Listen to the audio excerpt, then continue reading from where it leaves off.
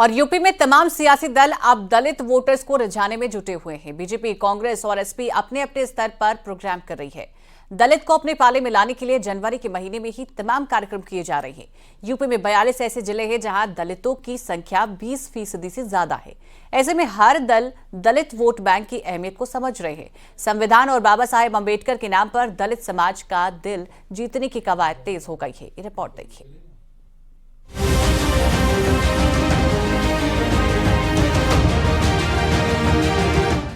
UP की सियासत में इन दिनों दलित वोटों को लेकर ही सारा ताना बाना बुना जा रहा है। बीजेपी, कांग्रेस और समाजवादी पार्टी दलितों को अपने पाले में लाने के लिए तमाम कार्यक्रम चला रही हैं। संविधान और बाबा साहेब अंबेडकर के नाम पर दलित समाज का दिल जीतने की कवायद कांग्रेस ने भी तेज कर दी है। कांग्रेस ने पिछड़ों, अति पिछड़ों और दलितों के बीच पैठ बनाने के लिए नई रणनीति तैयार की है। कांग्रेस पार्टी 16 से 31 जनवरी के बीच जय बापू, जय मंडल, जय भीम जनसंपर्क अभियान चलाएगी, जिसका उद्देश्य सामाजिक न्याय के मुद्दे को मजबूत करना होने वाला है। इस अभियान के माध्यम से कांग्रेस उत्तर प्रदेश में अपनी सियासी पकड़ को मजबूत करना चाहती है। पिछड़ों दलितों के लिए कांग्रेस की नई रणनीति। कांग्रेस का 16 से 31 जनवरी के बीच अभियान, जय बापू, जय मंडल, जय भीम जनसंपर्क अभियान, सामाजिक न्याय के मुद्दे को मजबूत करने की कोशिश। अभियान के जरिए यूपी में सियासी पकड़ मजबूत करेगी।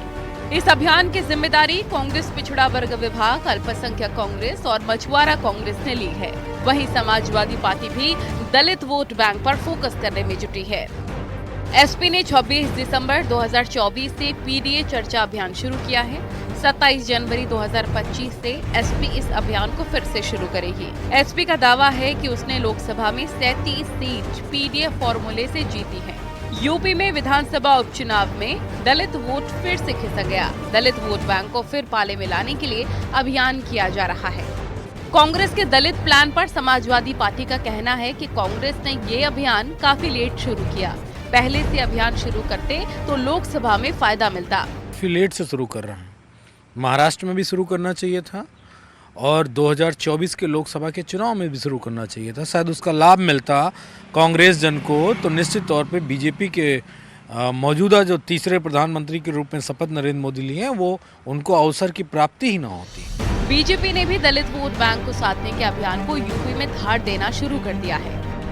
बीजेपी 12 से 25 जनवरी तक यूपी के सभी दलित बस्तियों में संविधान गौरव दिवस अभियान मनाएगी।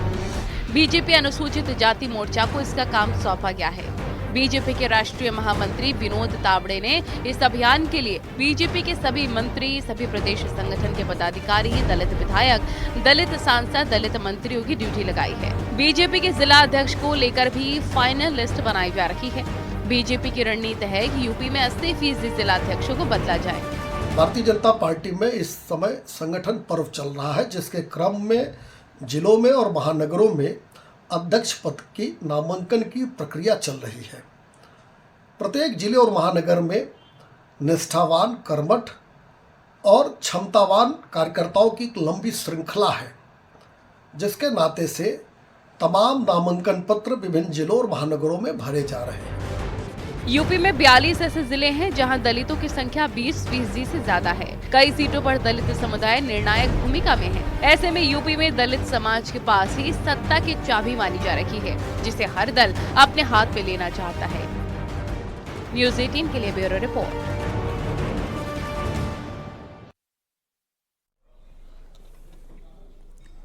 और वहीं भदोही में NH-19 पर 5 गाड़ियों में भीषण टक्कर हो गई है। कोहरे की वजह से सभी गाड़ियां एक दूसरे से टकरा गई और 3 ट्रक, 1 कार और 1 मैजिक गाड़ी में ये टक्कर हुई है। बस हादसे में सभी गाड़ियों को काफी नुकसान पहुंचा है। गनीमत ये रही कि सभी गाड़ियों के ड्राइवर बाल बाल बच गए। गोपीगंज कोतवाली क्षेत्र में ये हादसा हुआ है।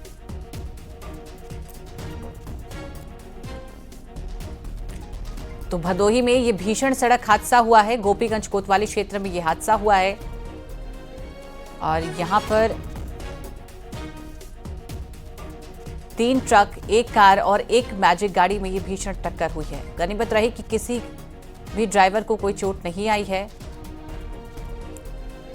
लेकिन 5 गाड़ियों की आपस में ये भीषण टक्कर हुई है।